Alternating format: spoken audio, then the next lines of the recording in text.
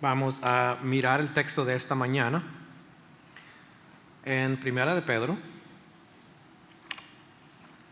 Si puede abrirlo ahí, y si no tiene Biblia y usted quiere seguirlo, puede hacer también.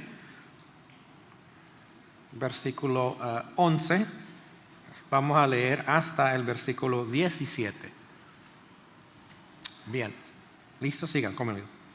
Amados, yo os ruego como extranjeros y peregrinos que os abstengáis de los deseos carnales que batallan contra el alma, manteniendo buena vuestra manera de vivir entre los gentiles, para en lo que murmuran de vosotros como de malhechores, glorifiquen a Dios en el día de la visitación, al considerar vuestras buenas obras. Por causa del Señor, someteos a toda institución humana, ya sea al rey como superior, ya a los gobernantes, como por él enviados para castigo de los malhechores y alabanza de los que hacen bien. Porque esta es la voluntad de Dios, que haciendo bien hagáis callar la ignorancia de los hombres insensatos, como libres, pero no como los que tienen la libertad como pretexto para hacer lo malo, sino como siervos de Dios. Honrad a todos, amad a los hermanos, temed a Dios, honrad al Rey. Oremos juntos. Señor, gracias por la palabra tuya esta mañana. Gracias que podemos leerla y podemos estudiarla, pero con el deseo de que tú nos digas lo que necesitamos como iglesia y a la vez como creyentes también.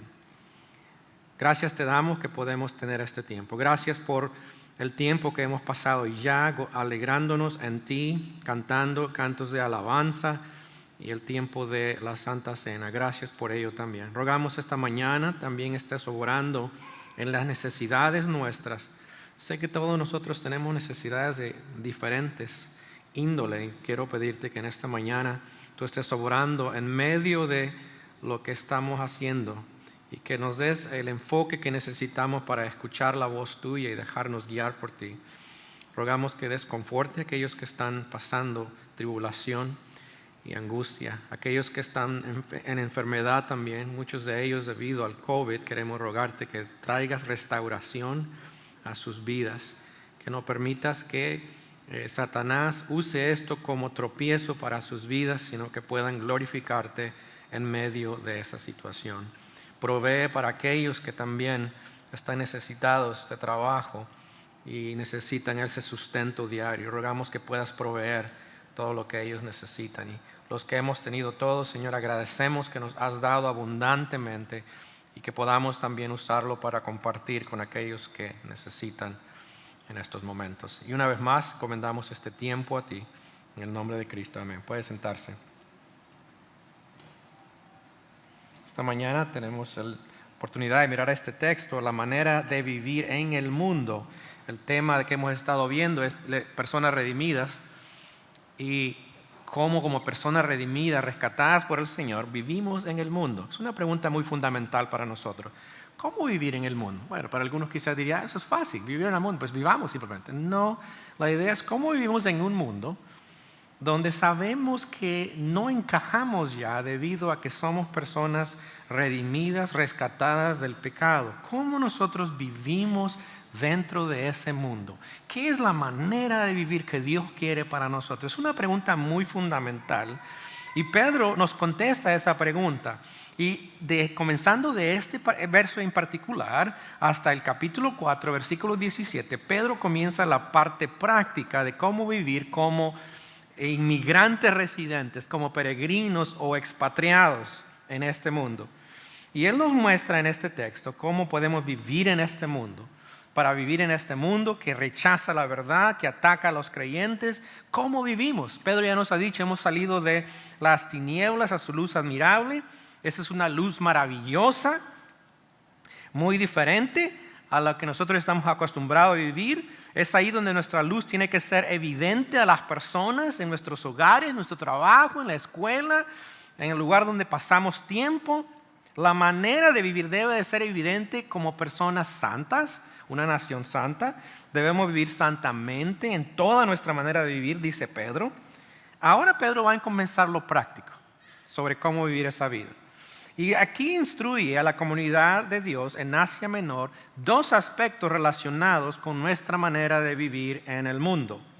El primero de ellos tiene que ver con la conducta que los no creyentes observan en nosotros. Y la segunda tiene que ver con el gobierno civil. Y la semana que viene entramos en las relaciones interpersonales. Pero hoy hablemos sobre la manera de vivir en el mundo. Primero, cómo vivimos ante los no creyentes. ¿Qué deben ellos ver en nosotros? Vea lo que dice el versículo 11. Amados, comienza Pedro de esa manera.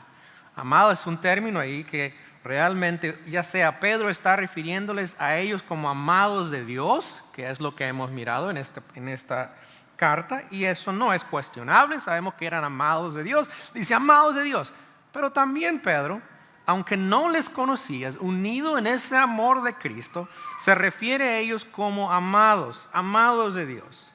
Somos amados de Dios y porque Él nos ha dado ese amor, nosotros también podemos amarnos fervientemente. Y es por eso que nosotros, como amados de Dios, debemos vivir vidas que honran a Dios, vidas ejemplares que honran a Dios ante los no creyentes. Pedro dice amados, pero vea lo que dice también el versículo 11. Dice, yo os ruego, como a extranjeros y peregrinos, que os abstengáis de los deseos carnales que batallan contra el alma. Me encanta ese versículo, pero suena bastante espiritual. Quiero que lo miremos claramente. Primero, vea, es una amonestación. Yo os ruego, les amonesta, les exhorta a los de Asia Menor. Es el proceso de exhortar a otras personas o de animar, de amonestar, es para todos nosotros, aunque Pedro lo hace como apóstol. Eso es para nosotros también, ¿sabía? ¿Sabían eso, verdad? Sí, yo sé que lo sabían. Hebreos 10:25 nos dice que no debemos de exhortarnos unos a otros, especialmente cuando no estamos yendo a la iglesia. Buena idea. Puede usted llamar a alguien, te animo que vaya a la iglesia el domingo. Nos dice eso, en 1 Tesalonicenses 5:11 también nos anima a amonestarnos unos a otros. Pedro dice, yo les ruego, les amonesto, no solamente a amarnos intencionalmente y consistentemente. Pedro les ha dicho eso en el capítulo 1, versículo 22. Pero mire lo que Pedro les está diciendo, les está amonestando algo muy importante para crecer en su vida cristiana. Y es parte del proceso. Nosotros debemos de animarnos a seguir creciendo en el Señor. Eso es parte de como iglesia debemos hacerlo. ¿Por qué? Porque somos nación santa, somos posesión de Dios. Y como tales personas estamos vinculados y debemos de también mostrar como iglesia vida ejemplar. Pedro dice, los ruego. ¿Qué les ruega? Como extranjeros y peregrinos. Nota otra vez, esa frase que miramos en el capítulo 1, versículo 2, los expatriados. Es la palabra que se usa ahí. Los peregrinos. Pero también esa otra palabra ahí dice inmigrantes realmente residentes. Ya lo hemos hablado. En otras palabras, los creyentes no tenemos ciudadanía permanente en este mundo. Somos pasajeros, vamos de camino. En Hebreos 11:16 nos recuerda que aún los antepasados del Antiguo Testamento decían que estaban esperando la ciudad celestial. Esto debe ser claro para nosotros hoy día. Somos extranjeros en este mundo, somos inmigrantes, no somos ciudadanos permanentes de aquí. Algunos se emocionan mucho, ¿verdad? Y todos nos hemos emocionado cuando nos hicimos ciudadanos de este país. Pero ¿sabe? Hay algo mejor que eso. Ciudadanos del cielo. Eso no es para todos, no todos lo están diciendo. Pero nosotros debemos de entender que somos extranjeros, somos inmigrantes, residentes, no vivimos aquí.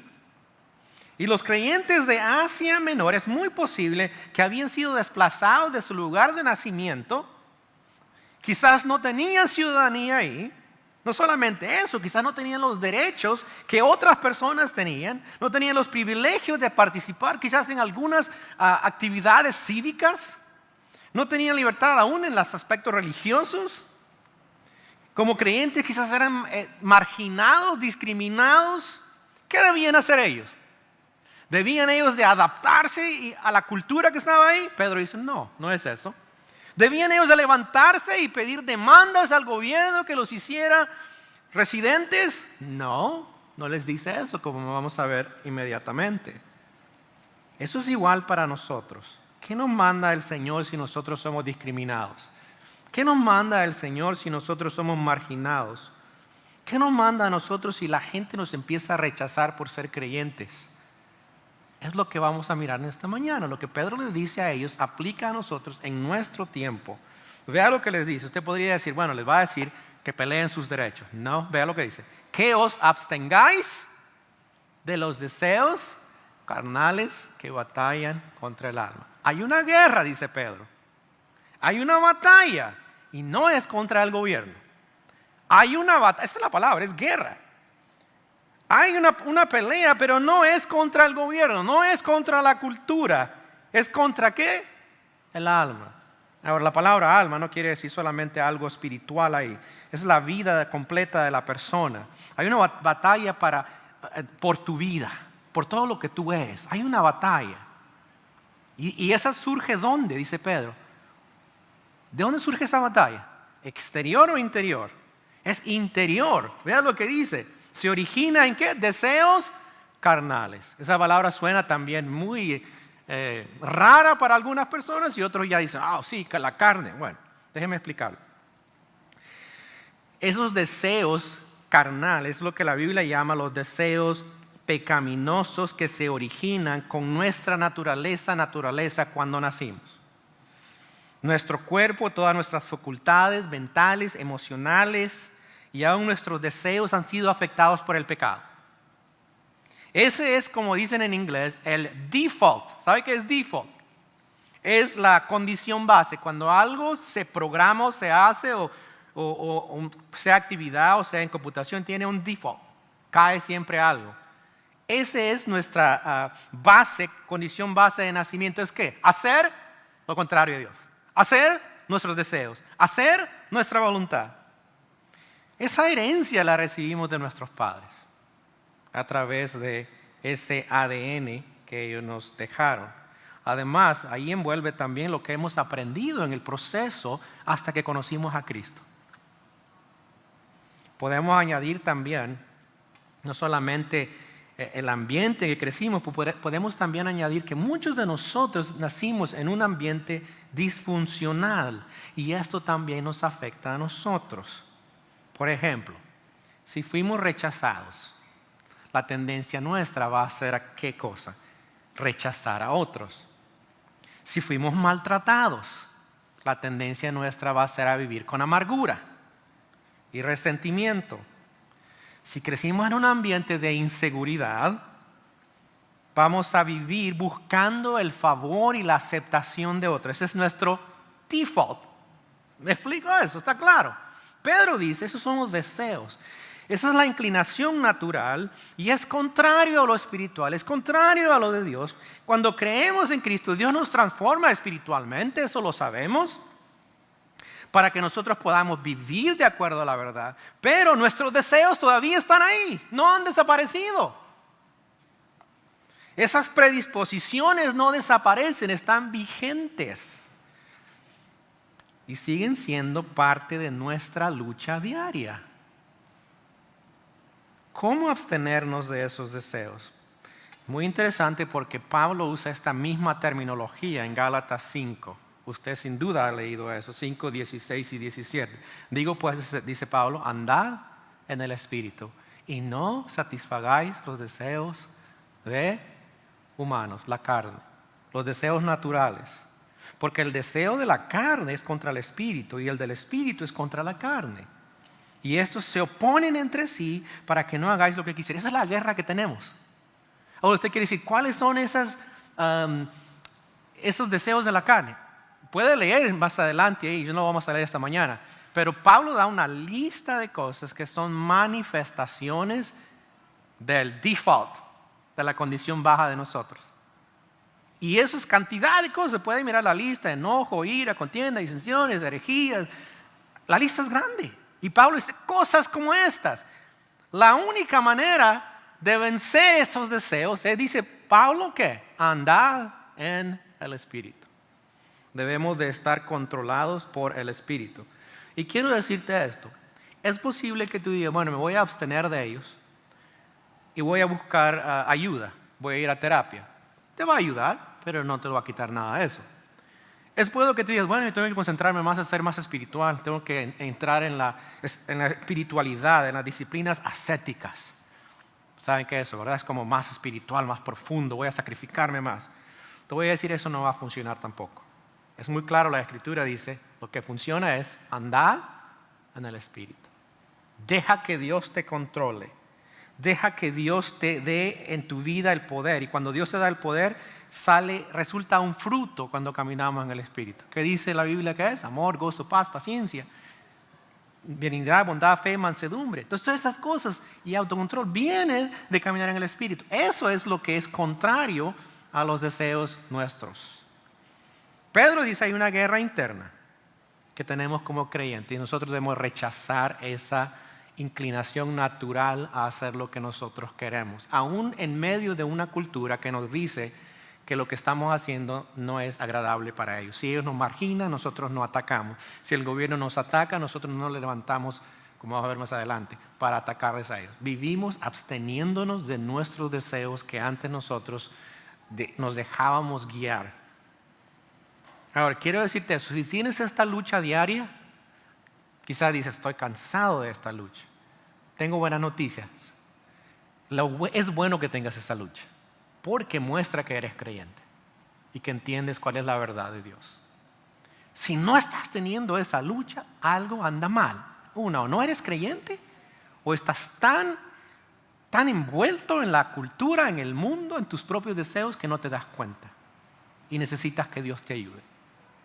Y por eso Pedro dice, os ruego como a peregrinos y a extranjeros, que dice, os abstengáis de los deseos carnales que batallan contra el alma. Cuando aprendemos eso, mire el resultado, cómo vamos al siguiente paso, versículo 12.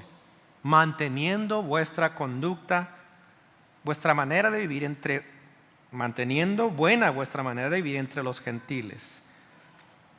Pedro les dice, cuando ustedes no se dejan llevar por sus deseos, sino que se someten a la voluntad de Dios, ustedes van a mostrar con su conducta una vida ejemplar ante los que no son creyentes.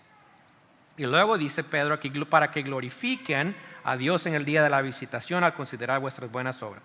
Pedro está animándoles, está diciendo, ustedes deben de no solamente someterse a Dios y vivir para Dios, dejar que el Espíritu les guíe, no sus malos deseos, porque esto les va a ayudar a vivir de una manera ejemplar ante el mundo. Obviamente eso quiere decir que van a ser santos, que van a mostrar con su vida la santidad de Dios, van a mostrar que están controlados por el Espíritu. Y note que hay personas que dicen, van a acusarles a ustedes de malhechores, personas que hacen el mal. Y eso malo que quizás nos acusan es algo que es contrario para ellos, pero esa es la verdad de Dios, lo que estamos siguiendo. Es muy probable que vamos a seguir siendo atacados aún aquí en los Estados Unidos, a los creyentes, porque no aceptamos la cultura inmoral que está aceptada y aún legislada hoy día. Entonces nos van a ver a nosotros como malhechores, personas que hacemos lo malo. Vamos a ser vistos como fanáticos, o en inglés la palabra que les gusta es bigots. Esas palabras, fanáticos, los intolerantes, los discriminantes, los que odian. Pedro les dice, el deber de ustedes no es reaccionar de acuerdo a sus deseos naturales, sino ustedes deben de, con su conducta, mostrar que están viviendo para Dios. Vivir una vida ejemplar, vivir una vida que demuestra la grandeza de Dios, vivir una vida que muestra las maravillas de Dios. Los no creyentes siempre están observando cómo los creyentes actuamos en todas las situaciones. Desafortunadamente, muchas veces lo que ven no es lo que agrada a Dios. Pedro nos dice que debemos vivir de una tal manera que los que no creyentes, mire lo que dice, quizás ellos al ver nuestra vida y nuestra reacción ante lo que está pasando en la cultura y alrededor nuestro y en nosotros, glorifiquen a Dios. Y hay dos maneras de mirar esa enseñanza y uno es, esas personas pueden llegar a ser creyentes y cuando son creyentes glorifican a Dios. La otra opción es, dice en el día de la visitación, una referencia a la venida de Cristo. Cuando venga Cristo, Él va a vindicarnos y decir, ustedes hicieron lo bueno y va a mostrarles a ellos que realmente nosotros glorificamos a Él con nuestras vidas. Creo que las dos pueden ir juntas, esas dos ideas. Creo que nuestra vida puede ser útil para que otras personas conozcan a Cristo cuando ven una vida ejemplar en nosotros.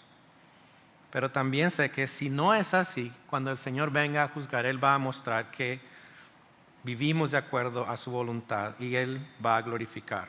Ahora, esta idea de glorificar a Dios y mostrar al mundo no es algo de Pedro.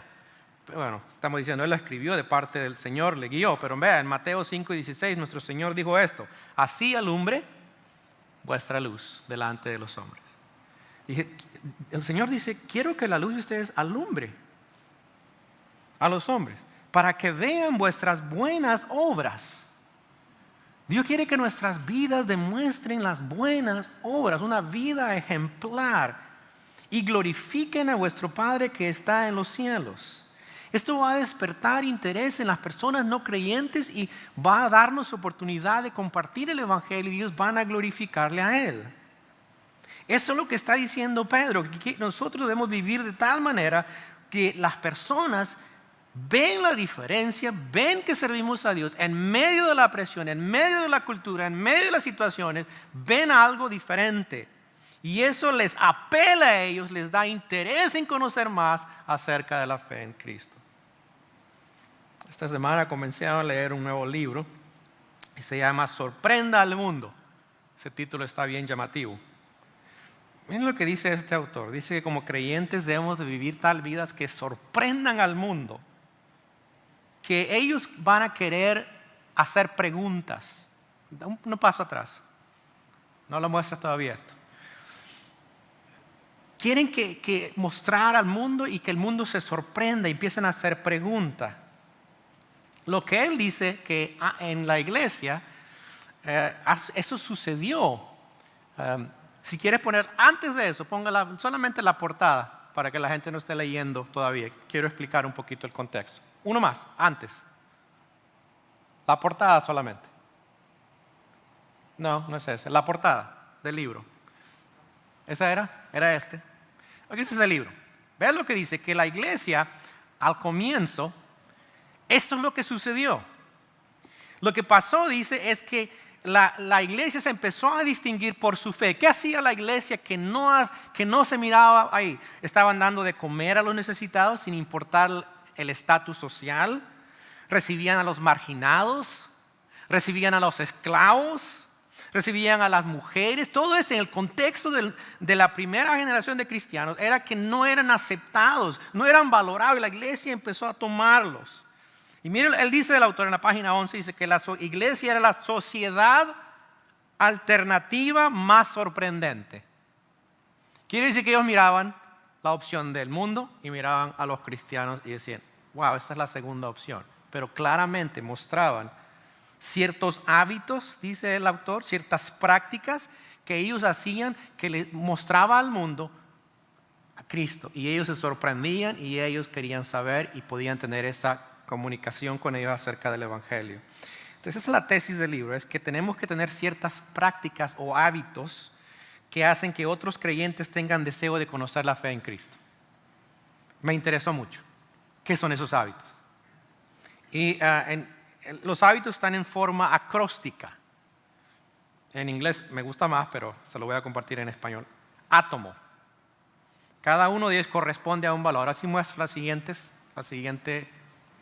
Tiene una gráfica para mostrarles. Ahí muestra los cinco elementos de una persona que es altamente misional, que está compartiendo el Evangelio. Primero dice animar. Y ese respalda el valor de generosidad. Y lo que él dice es semanalmente animar a 3 personas en la semana y una de ellas debe ser no creyente. Ahora, el autor habla más que envuelve a animar, no tengo tiempo para compartirles, pero consiga el libro, es muy fácil de leer. Pero quiero que capte el concepto, no es tan radical y tan difícil. Nota ahí. Y ese dice de animar, es animar a 3 personas en la semana y una de ellas debe ser no creyente. Número 2, dice comer. Mire, qué fácil eso. Eso demuestra el valor de hospitalidad. Y dice en la semana, comer con 3 personas, pero una de ellas debe ser no creyente. Número 3, escuchar. Dice en la semana, pasar tiempo escuchando la voz del Espíritu Santo. Él habla de una vida guiada por el Espíritu. Número 4, reflexionar. Pasar tiempo en la semana reflexionando quién es Cristo. Y da algunos ejemplos, algunas maneras de hacerlo. Y ese dice, nos ayuda a ser como Cristo. El valor es ser semejante a Cristo y cuando nosotros aprendemos a ser como Cristo vamos a empezar a ser aún más misionales. Y número 5, ofrecer. Ese es el aspecto misional. Dice que debemos escribir cada día cómo Dios nos ha ayudado a despertar en otros al reino universal de Dios. Eso es todo, esas 5 cosas. Están fáciles. Usted dice, pues yo no sé si puedo hacerlo todo. Pero la idea es esa, la idea es que hay ciertos hábitos, ciertas prácticas que estamos llevando a cabo y es con las personas creyentes y no creyentes. Pero a la vez estamos también siendo guiados por el Espíritu Santo diariamente. Estamos aprendiendo de Él, aprendiendo del Señor para que nuestras vidas cada día, cuando interactuamos con personas cristianas y no cristianas, puedan mirar algo diferente en nosotros. Ahora, tendría que comprar el libro para que usted vea los detalles acerca de eso. En inglés el acróstico es un poquito diferente. Dice bells, campanas. No sé, es bless, eat, listen, learn, and sent. Él dice, si hacemos estas cosas, seremos personas altamente misionales. Esas son buenas ideas para nosotros. Y esto nos lleva a hacer ciertas preguntas a nosotros. ¿Cómo nos ven los no creyentes a nosotros? ¿Cómo te ven a ti? Cuando ven a tu vida, ¿cómo te ven? ¿Qué pueden ver en ti? Especialmente en tu carácter que refleja que eres seguidor de Cristo. ¿Qué pueden ver en ti que es singular que no pueden ver en otras personas?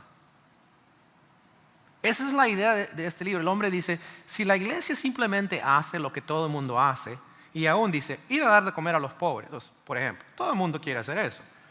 Todo el mundo quiere hacer cosas para mirar, que la gente vea. Dice, eso es fácil. ¿Qué es lo que estás haciendo que es singular y que nadie más lo está haciendo con tu vida? Eso es importante, porque Dios te ha dado algo a ti para dar a otros. Y eso no es igual en todos nosotros. Pedro dice que el creyente se distingue por su vida ejemplar. Quiero decirle, no va a bastar nosotros simplemente escuchando el sermón esta mañana. No va a suceder así. Tenemos que empezar a practicar estas verdades. ¿Cómo llevarlas a cabo? Bueno, ahí tiene un ejemplo, un libro que puede ayudarle. Y podemos aprender juntos. El creyente se distingue, el creyente va más allá e implica amar a los que no aman a Cristo. Pedro dice, ustedes deben de vivir de una manera ante los no creyentes que aún los que consideran nuestra conducta nos ven como malos, ellos puedan eventualmente tener interés en conocer al Señor, glorificar a Dios, o también, si no es así, sabemos que Dios nos va a vindicar cuando Él venga. Pedro dice, eso es lo que deben de hacer si ustedes quieren vivir de la manera de Dios. Segundo lugar, Pedro les dice, debemos de someternos a las autoridades. Vean los versículos 13 al 16. Como ciudadanos del reino de Dios, nosotros no nos levantamos en contra del gobierno civil, sino que nos sometemos, dice Pedro. Pedro es muy específico, que aunque nuestra lealtad principal es al Señor, esto no nos da la opción nosotros de rebelarnos contra la autoridad. Pero hablemos un poquito más. Las razones de someternos a las autoridades. Primero, Pedro dice en versículos 13 y 14, por causa del Señor. ¿Sí ve eso? Someteos a toda institución humana, ya sea al rey como superior y a los gobernantes como por él enviados. Primero, Pedro dice, sométanse a las autoridades. Y es muy interesante que en el orden del griego el mandato es primero, es a los que son al Señor someteos y por causa de Él tienen que hacer esto. Ahora, la pregunta que surge es esto. Pedro está diciendo, sométanse a las autoridades. ¿Recuerdan qué pasó en el libro de Hechos, en el capítulo 4? ¿Se acuerdan qué pasó con Pedro cuando comenzó la iglesia? No recuerdan. Ok, estoy viendo que no lo recuerdan. ¿Les pidieron qué cosa? ¿Qué les pidieron a ellos? Cuando ellos empezaron a hablar el evangelio, y es más, en el capítulo 4 sanaron a un enfermo. ¿Qué pasó con ellos? Empezaron a ver el movimiento de Dios y las autoridades les prohibieron hablar el evangelio. Y Pedro, mire lo que escribió en capítulo 4, versículo 19. Dice, mas Pedro y Juan respondieron diciéndoles, juzgad si es justo delante de Dios obedecer a vosotros antes que a Dios. Ok. En el capítulo 5, ellos siguieron predicando y terminaron en la cárcel. ¿Sabe qué dijeron ellos? Cuando les dijeron, no queremos que hablen el evangelio. Es necesario obedecer a Dios antes que a los hombres. Yo quiero que entienda, cuando veamos primera de Pedro, está diciendo Pedro, sométanse a las autoridades, pero no está diciendo, sométanse ciegamente a las autoridades. ¿Sí?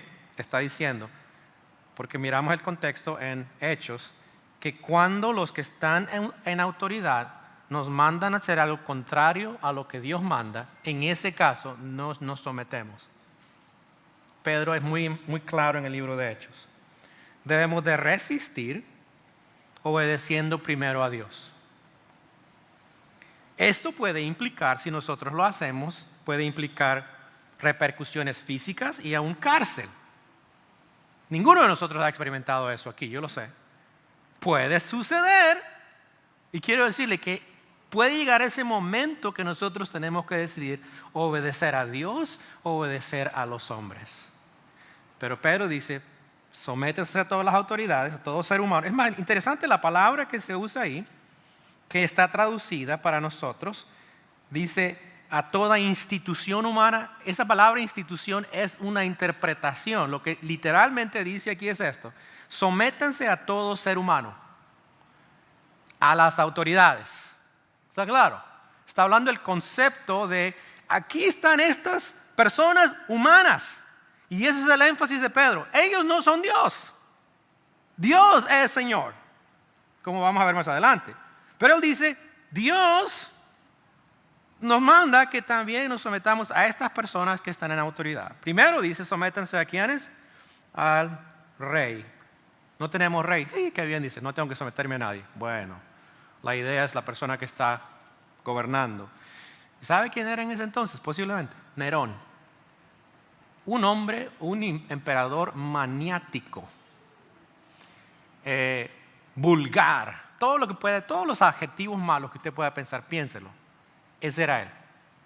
Y dicen, sométanse al rey.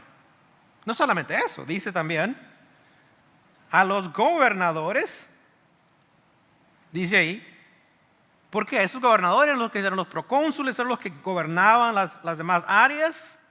Ellos tienen autoridad, dice, y ellos fueron enviados por él. Así es que fueron enviados por él. Ustedes tienen que someterse a esas personas. En nuestro contexto, usted sabe, tenemos un gobierno federal, tenemos un gobierno estatal, tenemos un gobierno local. Todos ellos, en ese sistema de gobernar, nosotros debemos de someternos. Tercero, vea lo que dice ahí. El sometimiento es debido al Señor. Él nos manda a someternos a las autoridades. Muy claro es, por causa del Señor. El Señor es que nos manda. Obedecemos al Señor, que Él nos está mandando a hacer esto. Pero tenemos que entender que esa autoridad no es absoluta. El Señor tiene la autoridad absoluta. Nosotros seguimos al Señor. Y mira lo que dice el versículo 14, algo raro quizás para nosotros. Dice, porque ellos han sido puestos ¿para qué? Castigo de malhechores y alabanza a los que hacen bien, además de esto. Muy interesante porque en ese contexto tenían un emperador bastante malo. Lo que está diciendo es esto. Él no quiere decir que siempre hacen el bien, pero aún los gobiernos malos tienen algo bueno. Y han sido puestos por Dios. El ideal de Dios es que ellos han sido puestos para hacer el bien, para ayudar al bien y castigar la maldad. No sucede, no estaba sucediendo en este momento, pero habían cosas buenas. Y como creyentes debemos de apoyar lo que es bueno que el gobierno está promoviendo. Pero no está diciendo que todo gobierno hace siempre lo bueno.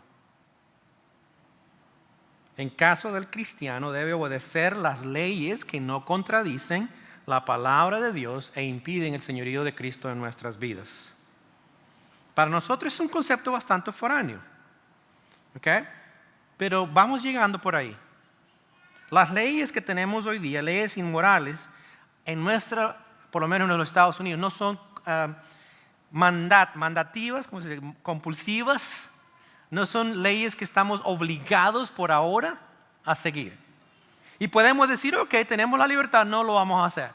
Puede llegar el momento que ustedes tienen que hacer esto, pero es una ley contraria a la verdad de Dios. En ese caso, debemos de aprender de la iglesia perseguida y decir no, obedecemos a Dios antes que a los hombres. Y de aceptar las repercusiones. ¿Eso ya les entró miedo a ustedes? ¿Sí? No lo concebimos nosotros, ¿cierto?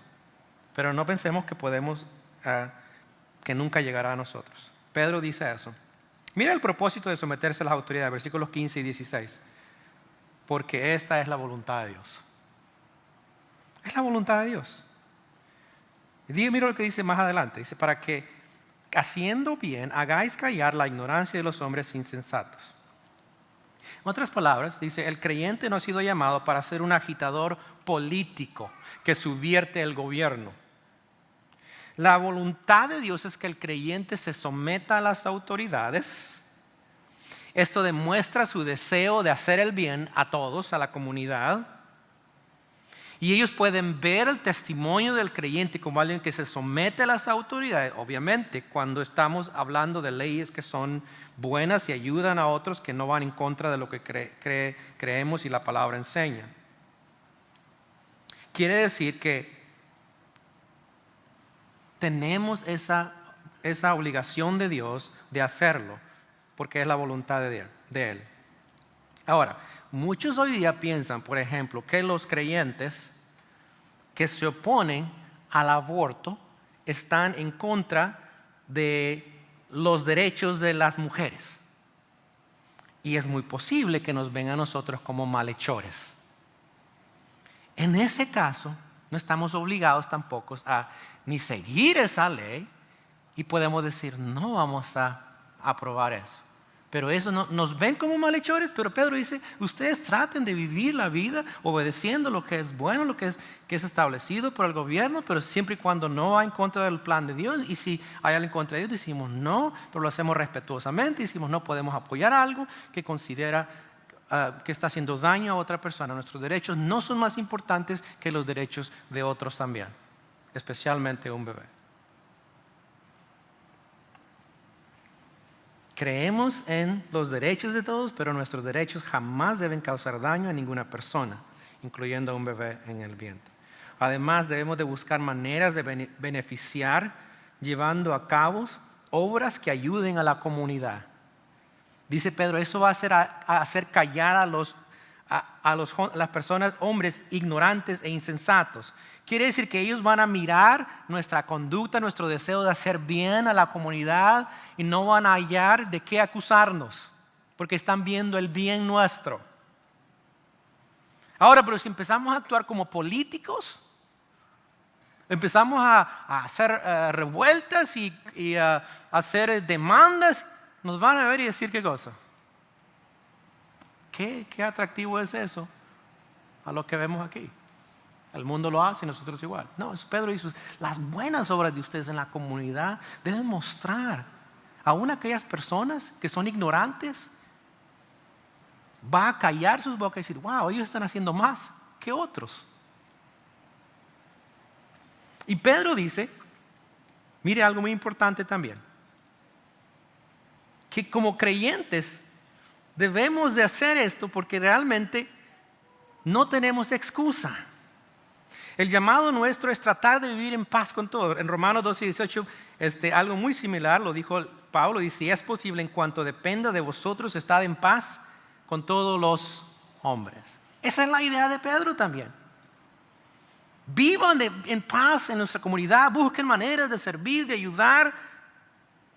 Sométese a las autoridades. Versículo 16, vea lo que dice. Como libres, somos libres en Cristo, pero fuimos libres no para hacer lo que nosotros queremos.